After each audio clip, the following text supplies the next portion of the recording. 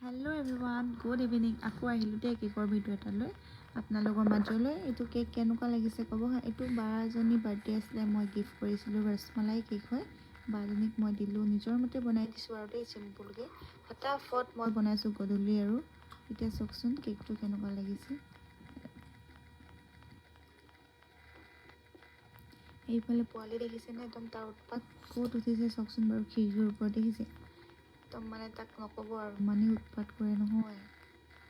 তাৰ উপৰিও একদম আৰু ভালো লাগে দিয়কচোন, নাথাকিলে আকৌ ঠাণ্ডা ঠাণ্ডা লাগে। এয়া চাওকচোন কেকটো